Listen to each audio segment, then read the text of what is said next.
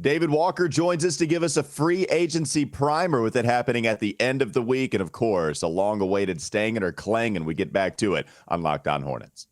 We're Locked On Hornets, part of the Locked On Podcast Network, your team every day. In a minute, cuz we live.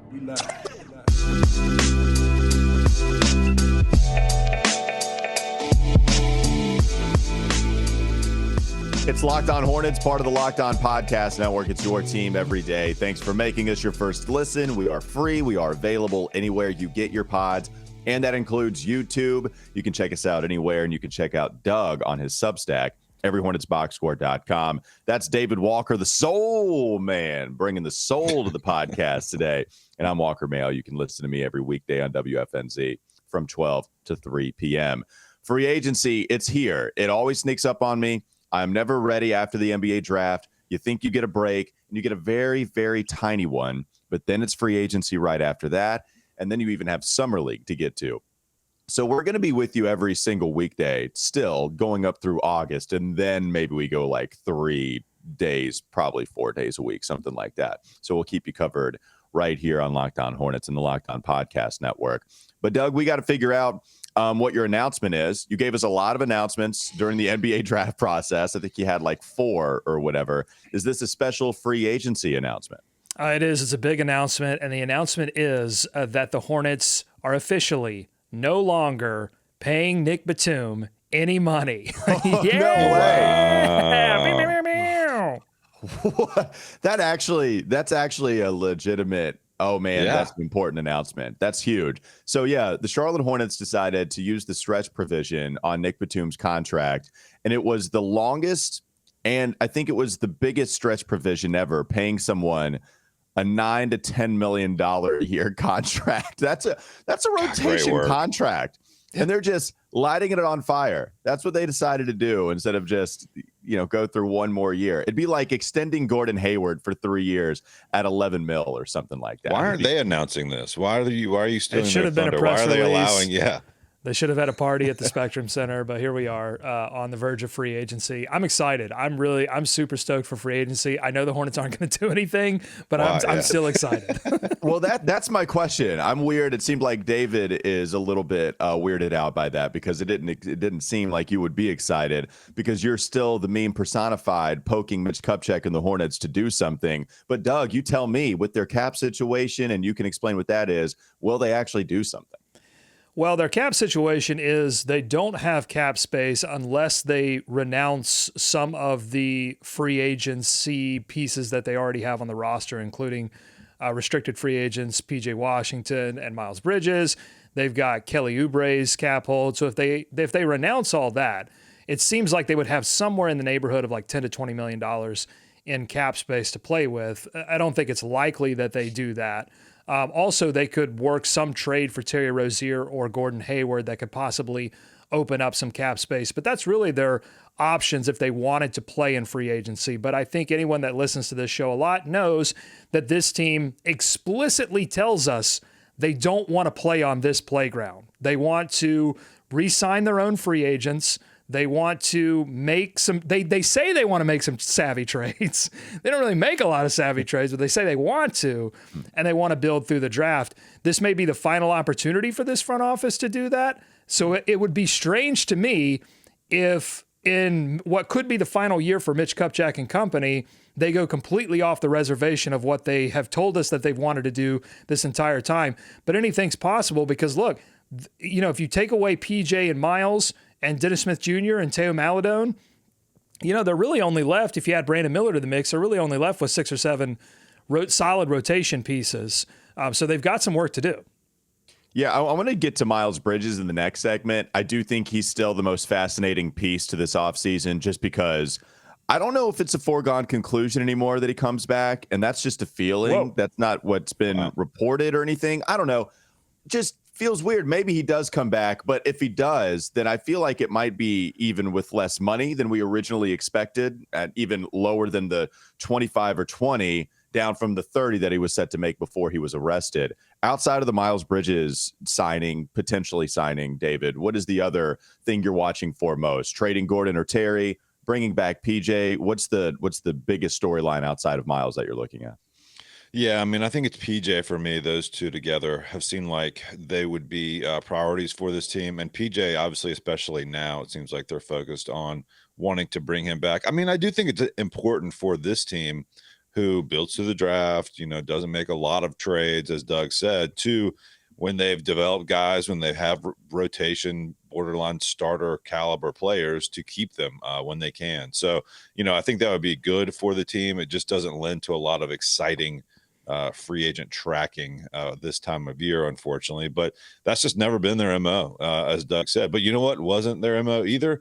Using 4 first-round draft picks, or using 4 draft picks in one draft, or using 2 first-round draft picks. So maybe we are on the verge of seeing some different practices. They'd have to get creative, though, as Doug laid out. They'd have to get kind of creative in some of their trading or renouncing things.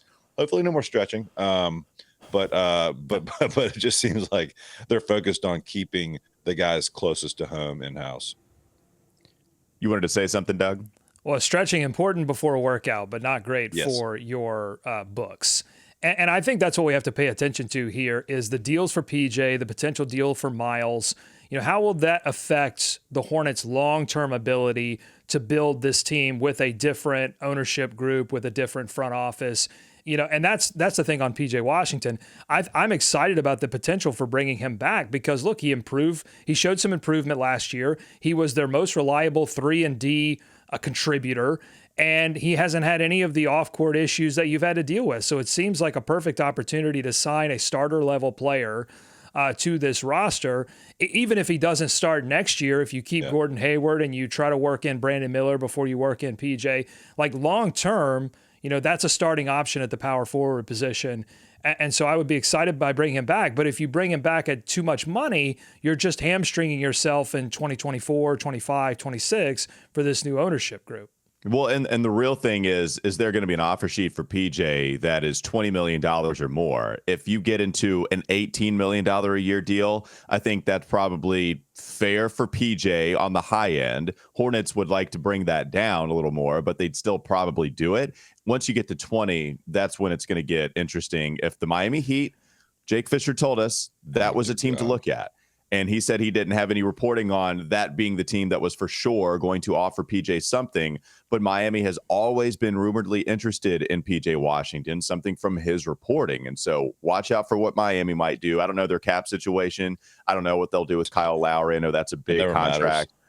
So yeah, if they took PJ and then PJ balled, then of course that would add to the anxiety of Hornets fans. Doug, you had another thing? Well, and the millions of dollars, like like you say, like $1 to $3 to $4 million off of a particular contract, that's going to matter for the Hornets, who we know are not going to want to go into the luxury tax through this offseason.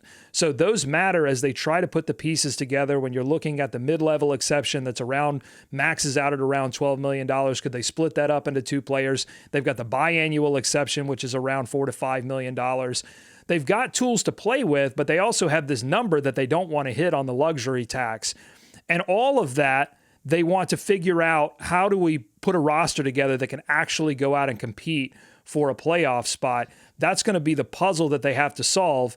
I don't know how much trust I have that they're going to solve that in this offseason. But we've got some names. We'll try to figure it out. We'll try to figure out who they could bring in, who they could keep. Dennis Smith Jr., interesting. Teo Maladone had some good contributions early in the season last year. He was on a 2-way deal. All of a sudden, they have a chance to give him an actual contract. I mean, it's going to be super interesting how they navigate it all. Yeah, it really will be. There's a lot to account for, and so we'll get to that a little bit more so. Bobby Marks had some interesting comments. We can get to that coming up next on the Locked On Hornets podcast. Don't go to sleep on the Hornets just yet. We'll continue to dive a little more into free agency, the Miles Bridges situation. What kind of money could he get? Is it even less than we originally expected after the initial drop after his arrest? We'll get to that in just a moment. This episode is brought to you by eBay Motors. For a championship team, it's all about making sure every player is a perfect fit. It's the same when it comes to your vehicle. Every part needs to fit just right. So the next time you need parts and accessories, head to eBay Motors. With eBay Guaranteed Fit, you can be sure every part you need fits right the first time around. And all you you have to do is add your ride to the My Garage tab and look for the green check to know the part will fit, or you get your money back. Because just like in sports, confidence is the name of the game when you shop on eBay Motors. And with over 122 million parts to choose from, you'll be back in the game in no time. After all, it's easy to bring home a win when the right parts are guaranteed. You can get the right parts, the right fit, the right prices, all on ebaymotors.com. Let's ride. eBay Guaranteed Fit only. Available to U.S. customers. Eligible items only. Exclusions apply. More Locked On Hornets coming up. This is Locked On Hornets. And would I have liked to see a few more shards? No, I would not have. Only on the Locked On Podcast Network. Your team every day.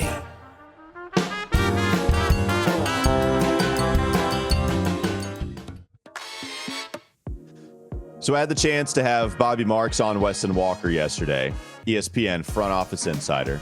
Go check it out, WFNZ.com, Weston Walker tab. All right, I'm done. Bobby Marks was talking about free agency with the Hornets. And what's interesting, the first question I led off with was, how in the world do you navigate the NBA draft and free agency when a week before the draft hits, less than a week, you have the news that, oh yeah, Gabe Plotkin and Rick Schnall are going to be the new owners. So that happens a week before. There is clarity that Michael will be the lead governor through the draft and free agency. But then as the draft is approaching, they're saying, no, you still have to get the opinions. And it makes sense of the new owners that are going to come in and have to deal with the ramifications of all the decisions you make. I asked Bobby about that because he was a part of the Nets organization when Mikhail Prokhorov took over in 2009. He said the NBA draft is a lot easier to go through than free agency. Free agency is going to be the one where you're making all these decisions, trying to avoid the tax. What kind of long-term money are you going to dish out? And then even with the Charlotte Hornets unique example, they have Miles Bridges or they don't. We don't know yet. But with the Miles thing, that's going to be fascinating because he discussed how he wouldn't bring him back for anything more than $15 million a year. And he also doesn't expect another team to extend Miles an offer sheet because they just don't want to deal with the problems. Does Charlotte view this as an advantage to where they can just get Miles on a low contract, $60 million compared to he would have made 60 in 2 years, before he was arrested. So do they view this as an advantage if other teams aren't going to extend him that offer sheet? That's what's going to be fascinating. David, do you have any clue what could happen with Miles or any idea of what you would throw at what the Hornets might do here? No, the only thing I'll say is, as Rod Boone mentioned yesterday, he said lock it in, basically, that he would be back. Okay. But there wasn't a figure attached to that. But I think your point is valid, as is Bobby Marks, is that he's almost radioactive, it feels like, at this point. No one's even mentioned Miles Bridges' name the entire season. I just wonder how fast they will do whatever they're going to do. They've had, 2 years, it seems like, to think about this. Like, how fast will they tie up the Miles deal, get that settled, if it is to come, and then move on to PJ or vice versa? I'm not sure, but that's an interesting thought you have because, it doesn't seem like there would be a ton of teams vying for Miles, but you never know. Some other teams are going to try and win, but it seems like if it's weird to put that as an advantage for the Hornets just because of all the surroundings and how they're going to view entanglements. Yeah. But they are going to view it that way. So, if they can get an advantage, they should probably use it regardless of how they got it. You know what I mean? What do you think, Doug? I think people took Mitch Kupchak's avoiding the Miles Bridges conversation during the post-draft press conferences as maybe some indication that this wasn't a surefire deal. I don't take it as that. I think that Mitch Kupchak wanted to avoid that conversation just like he wanted to avoid the Brandon Miller off the court conversation, which is why we got that strange question. There was questions and answers, and they answered, and the questions were answered. We got that weird response. It was all because he didn't want to talk about it. He didn't want to ruin the vibes of draft night with any kind of Miles Bridges conversation that he probably would get in trouble if he had before July 1st anyway. And so I don't take it as that. I do think that this is going to happen at some kind of figure that they don't have a ton of control over necessarily, unless I think the Miles Bridges camp would be smart just to wait and see if any offers came in. You do never know. I mean, there is some uncertainty there. We'll get the qualifying offer, and then I think there will be some number that again is hopefully some margin lower than $25 million, because that's only going to help the Hornets acquire other talent through free agency or through trade. So hopefully they play this smart. They play this right. Yeah, and you're right. The silence shouldn't indicate that he's not coming back, because they've been silent this entire time. I would still bet on it. I guess the reason for me, I just didn't realize that there were actually a couple of different routes this could take. What I had operated under the assumption that Miles would come back to this team and he'd probably get $20 to $25 million and closer to $25 million, because other teams might view Miles as a talent that they can get for a contract that is not worth his on-court value, and in fact, a deal for the team signing him. But if Bobby Marks, who is tapped in, but not with everybody, like, I don't want to overreact to that comment, but I do want to seriously consider what he's saying. If he's discussing the idea of no team giving him an offer sheet because they just don't want to welcome that, it might be different for the Charlotte Hornets, who have been dealing with this over the last year. And it's just like, all right, well, we'll just kind of let this thing play out and then he'll come back. But if another team decides that they don't want to enter the conversation and they just let him go with the Hornets, then what will be interesting is that at that point, it does become the Hornets' problem. And they do have a fit. They do have control over the value of what Miles is going to go with. And then Miles doesn't have any more leverage, because the leverage Miles would have would be, hey, these other teams want me and they want to get me for $20 million. What about you, Charlotte? Well, the offer sheet hadn't come in. We got to see it. And then we have 3 days to react to that. So are we really talking about 15 a year? Are we really talking about a contract that would pay PJ Washington more than what you would pay Miles Bridges? And that's going to be fascinating to see how it plays out.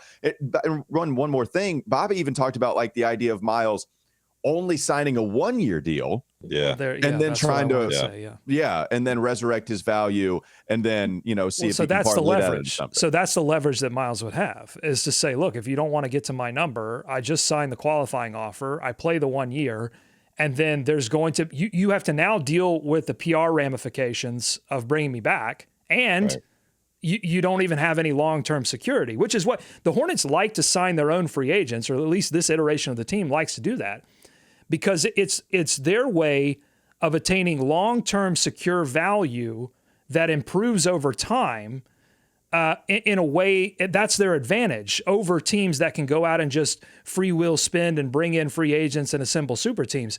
Their advantage is not in signing guys to 1-year deals. Their advantage is to signing Miles for 3 or 4 years. So that would be the leverage. That's what's going to, regardless of what Bobby Marks would or would not do, my baby boy Bobby Marks, what's going to push his value up is the idea that the Hornets can secure him for multiple years, and they view his talent as only rising. What do you think, David? Yeah, it's just going to be fascinating. We don't know what conversations, if any, have been had, right? I mean, everyone's been completely silent on this thing for the better part of a year and a half, or a year, I guess, now at this point. But Miles went without a paycheck too, right? He was not under contract. I mean, last year he was not collecting a paycheck from the NBA. So at some point he's going to try and, recoup some of that. The 1 or like a 2-year deal kind of makes sense, but I just don't know how the Hornets are going to approach this. Do they want to go through this whole thing a year from now and have to battle out other teams? David, that's an underrated point, because and we don't know what his financials are, but look, the lifestyles that players and people that have a lot of money, the lifestyles that they lead need to be funded. And so that could, this is where the negotiation happens. That's the leverage I think that the team has, is understanding, hey, as Walker said, there are no other offers out there if that's what actually happens. And, this is an opportunity for him to fund a lifestyle for the next 3 to 4 years. So there is long-term security for Miles Bridges as well, which could push the number down. That's why I think it's going to be somewhere between what Bobby would do and what, maxes out what the Hornets would do at like 25 to 15. That's why if it came in, at 18 to 20, that would make a lot of sense to me because, look, the Hornets have some other gaps to fill. They've got to find some playmaking. But I cannot do another season of Terry Rozier at the point guard. I just simply cannot do it. I don't think fans could do it. I don't think this team is a playoff team if you've got to play Terry at point guard for any portion of the season. They've got to find some additional shooting. They've got some needs here that they got to fill. And so I think they need to take care of this Miles situation quickly. Don't you guys think that probably they've earmarked something? I mean, they've had this kind of sitting there on their balance sheet for like a year, right? I mean, this gap, it's not going to be where it was, but it feels like they can kind of play with that space, as time went on. I don't know. I mean, I would love to hear the thinking behind this if we ever get that, but they have to have been taking this into consideration. It's naive to think that that on July 1st will be the first time that this organization and Miles' team have had a conversation. Now, there are extenuating circumstances like the amount of offers, if any, come in via restricted free agency. So, I don't think that number is locked in. But I think it would be naive to think that this will be the first time they start to think about it with Miles' team. I know we got to get going. The last thing I'll say about this is when you have Miles Bridges off of the books, let's just say that he is only going to sign the 1-year deal. And you talk about that being the leverage for Miles instead of the Hornets, the fact that he can sign something to a 1 or 2 year deal. You are talking about paying LaMelo Ball $207 million on this rookie max extension. Over $200 million, it's going to be a lot of money. PJ Washington, if he gets the high end, that's going to be a lot of money too. Some of these draft picks, like Miles, are coming up. Some of these big time contracts. Now, you don't have to worry about the 2019 contracts right now. Or no, excuse me, not the 2019, the 2021 contracts with James Bouknight and Kai Jones. Those first round pick contracts, they are not set to make a lot of money. Right. But Mark, only in his second year, you would still be able to come back and get that. I just wonder if they find, all right, Brandon Miller, Mark Williams, LaMelo Ball, PJ Washington, that's going to be the foundation, even if we're young. And then we want to use this other free agent. We want to use this other cap room with Gordon only having 1 more year left on his deal. Trading Terry Rozier, don't know what kind of the salary match is going to be. And I don't know if that would end this season or beyond, whatever. But there's a lot of different routes they can actually play with as far as the in-house decisions, right? That's what's going to be fascinating. All right, let's go to one more segment. Coming up next, Locked On Hornets. Don't go to sleep on the Hornets just yet. It's been a while, but we bring it back. Time for Stangin or Clangin. It's coming up in the final segment of Locked On Hornets. All right, before we get to Stangin or Clangin, Doug, what are some names that you have out there that the Hornets could pursue on the open market? Well, I think you got to look at that mid-level or biannual level. And so Bobby Marks had a list of names of players that, may hit that number. Sweet Bobby doing a lot of our work today. Well, that's fine. Our baby boy, Bobby Marks, we love him. We thank him today. In terms of their own people, I think I've said this many times, if they don't find a way to re-sign Dennis Smith Jr., then I don't know what we're doing. He's a playmaker. He's somebody that enhanced your defense greatly last season, was an impact player on the defensive end, and you've got to find a way to bring him back. But he has some injury concerns of his own, so I don't think that fully solves the depth piece in terms of playmaking. There are some interesting names out there. In terms of playmaking, I would look at possibly Kobe White, although I think he may be a little too expensive for the Hornets. I think the Bulls are going to work hard to bring him back. Max Strus is more of a, kind of guard forward, but does offer some playmaking as well. The point guard, I'd say point guard depth is not huge in this free agent market. That's why Teo Maledon, if you're looking to just bring him back, if that deal makes sense, that could be something. Dennis Schroeder, also a name that we floated around several off seasons now, could offer some playmaking as well. But that doesn't solve your shooting woes, but there are some names there as well. Yeah, the playmaking will be because Brandon Miller is the secondary playmaker, but now with the point guard depth or lack thereof, that will be something you wonder. I can't do it. I can't do it, Walker. I cannot do another season of slotting Terry Rozier in for an injured LaMelo and Dennis Smith Jr. If we go through that again, I just can't. You've got to find somebody that's that third, point guard, Teo makes a lot of sense if you don't want to go out on the open market. Well, and David, by the way, go ahead, David. Go ahead. Yeah, I was just saying they've all of a sudden got it kind of a glut of the guards that aren't really point guards. Like that's exactly. Yeah. So I don't know, and we don't know. I mean, Nick Smith Jr. is playing in summer league. We'll see how he does there. But of course, you've got those guys there that you've got your Codys and your Bryce McGowans But I'm saying, Doug, those are not going to solve your problem, right, at the point guard or necessarily really. They're kind of in betweeners, so they're still going to have to, and they got a bunch of them, right? And book night, who knows what's going to happen there? So they've got that part that they've still got to figure out and trying to add to on the point guard end. Well, here's another name. Speaking of guys that I don't think solve your playmaking issue, here's another name I've seen floated out a ton is Seth Curry. I just don't. I mean, other than the local angle, I don't. They need shooting. There's no doubt about that. But I just don't understand why you would spend your mid-level money on Seth Curry over some of the other options that you would have. I don't know how you guys feel about that. It doesn't. I mean, he's a not only is he a good shooter, but his career 3-point shooting percentage is 44. It's really good. It's a really good 3-point shooting percentage. But I'm with you. I do want some playmaking as well. All right, Doug, what do you have planned for us today on Stangin or Clangin? Well, I just thought we'd very quickly run down the list of names of current free agents for the Charlotte Hornets and their chances of staying with the franchise, and just Stangin or Clangin. We say Stangin, they're staying. We say Clangin, they're going. And then we give a little reason why. So, David, if you want to kick us off, we'll go with the guy that we talked a lot about in the second segment, Miles Bridges. Stangin or Clangin?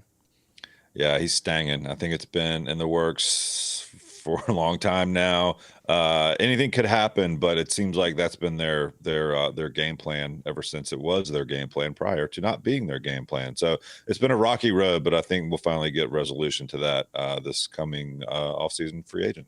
Maybe it's just I'm a little more enlightened to it and haven't thought about it in previous months as much, but there are a lot more avenues to take here than I originally gave attention to. At the end, I do think he's staying, and I think the Charlotte Hornets have a chance, a very high chance of bringing him back. I'm going to go 3 for 3 here and say Stangin. I think because there is some uncertainty, there's a small percentage chance that it's Clangin, but I'm in agreement. Stangin. All right, Kelly Oubre Jr., Stangin or Clangin, David? This one kills me because I've enjoyed the time with Kelly Oubre Jr., but it feels like he's headed to be Clangin, just based on getting squeezed out a little bit and some of the things they have to fill in on their roster. And he doesn't really, the playmaking piece, to your point, Doug, he doesn't really fill that hole as much as he does just in off the bench scoring. Hold on, you were hedging a little bit there. I just want to make clear. It's zero. Like he gives you zero playmaking. Like his assist percentage is on, the blue-orange scale on cleaning the glass. It's as dark blue as it gets. It's like, deep ocean blue in terms of assist percentage. He gives you and it kind of stinks too because I think he wants to be here.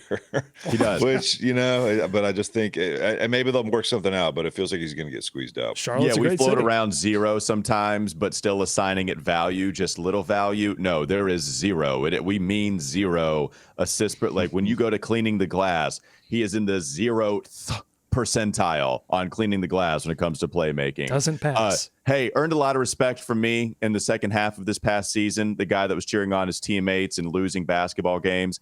I really like what you got from him from a personality standpoint. I think there are too many other question marks. I think he's Clangin. He's not coming back. Yeah, Clangin for sure. And it is sad because he does want to come back. He explicitly said that. But I think I think this is best for him. It's best for the Hornets. It's best for him. He's going to go find a place where he can slot in a little bit better. He developed a great relationship with Steve Clifford, too, who really believed in him and gave him a lot of responsibility. And he did a lot of good things and helped. Last season could have been, it was bad. And it resulted in a good thing in the number 2 overall selection. But it could have been an absolute nightmare with players tearing each other apart in the media, tearing up the coach. Like it could have been like a really toxic situation. And I think Kelly Oubre's leadership in the locker room was important for the Hornets and something in free agency that they're going to have to address. They've got to find some locker room presences as well that can come in and help this team. Yeah, I mean, Mitch Kupchak has said that explicitly. Saying all that, though, it's Clangin. Brandon Miller's, that draft pick really sealed the deal Kelly Oubre, I think, is out. Okay, let's move on to Teo Maledon. Was on a 2-way contract. Could provide some point guard depth. Only 22 years old. Was really on his way out of the NBA, and the Hornets scooped him up late in the offseason last year and was a surprise, addition for the Hornets. Stangin or Clangin, David? Yeah, I'm going to go Clangin on this one too. I just think they'll look to bolster that just a little bit more. He did serve some good minutes for the Hornets, though. Another example of them kind of just finding something off the scrap heap and getting some valuable minutes out of him. But I just think they'll try and do a little bit more with that position. Walker, this is a tough one. We're going Stangin. Going Stangin. Don't feel good about it, but you know what? It goes to the point I wanted to make. David made it first. Great job. You drafted Nick Smith in the backcourt. You have a whole bunch of combo guards. If LaMelo's down, who's running the offense outside of Teo that you feel best about? It's Dennis Smith Jr. I know he's going to get more money if he comes back. I need a ball handler. I need somebody. And that's Teo. A cheap one. I'm going to, I know. That's the thing. That's the thing. He's making so little money. I'm going Stangin. He's making so little money, and the Hornets were savvy and not feature. Well, first of all, they saved money last season by not featuring him, but also they sort of hit him under a bushel. Yeah. Like, he wasn't doing a lot of stuff late in the season. So, I don't think a lot of teams are going to be clamoring for his services. I love Teo. I think he already knows the offense. Steve Clifford had good things to say about him through the season. I think it is a cheap option, and it allows them to use some of those exceptions on some additional shooting at the guard forward position. There's another name out there, Joe Ingles, who gives you, a couple of threes a game and some playmaking as well. I mean, there are all kinds of these little names that they could add value to the team and shooting and leadership. And if you go ahead and take care of that playmaker position on the cheap, I think that's the best move. So I'm going to go Stangin for Teo Maledon as well. Let's move on. I'm going to end with two good ones. So let's go to this one that's going to be immediate. We can be very quick here. SU Svi Mikhailuk, Stangin or Clangin? That's got to be. I think I'm going with another Clangin on that one. It was good times, though. It was good times. Not my SUV. I know. It's just not enough room, I don't think. Clangin, unlike what he was doing in the last 5 games of the season, he was not Clangin. He was all sorts of Stangin, but he's not coming back.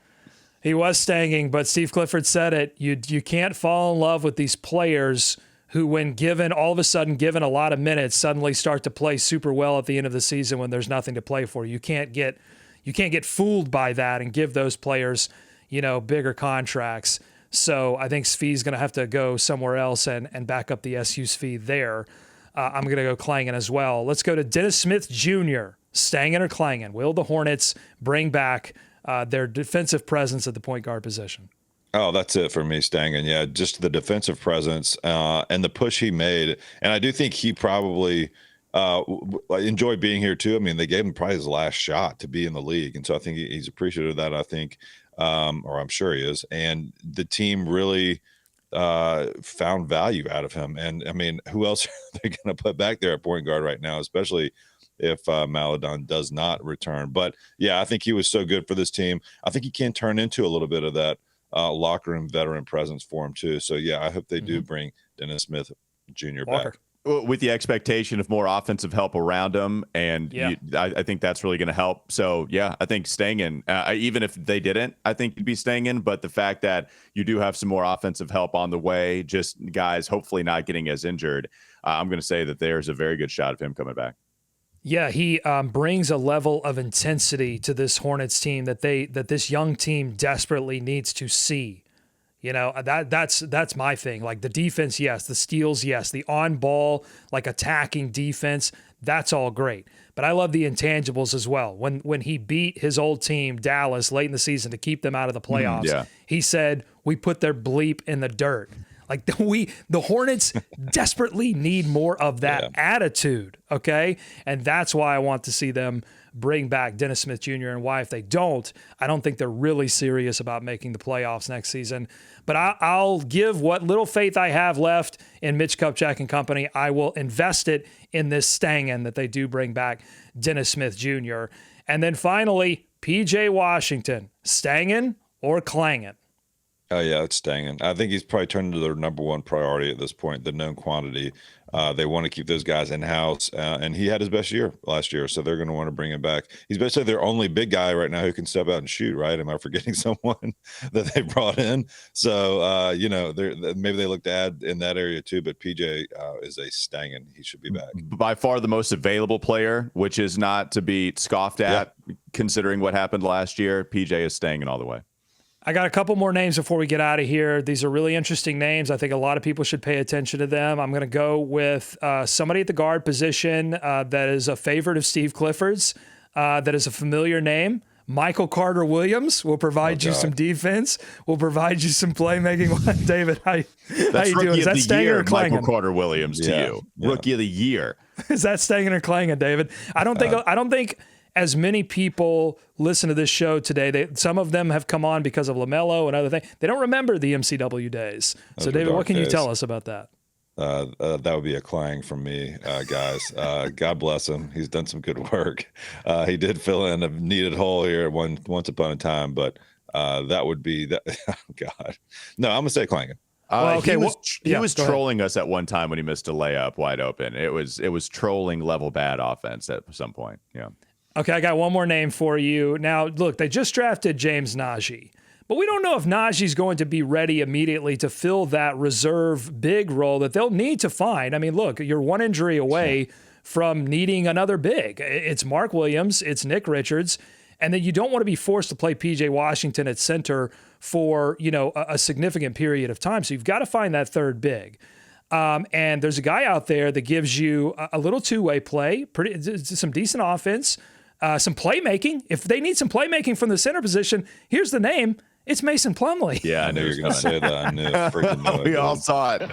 Oh, we need some left-handed shot making is what we need. If Kelly Oubre's gone, we need to bring some more lefty power. You don't have to go too far down that available center free agent list to find Mason Plumlee. I mean, that's the truth of the matter. So I had thought about it, Doug, and I don't like you for bringing it up on the air.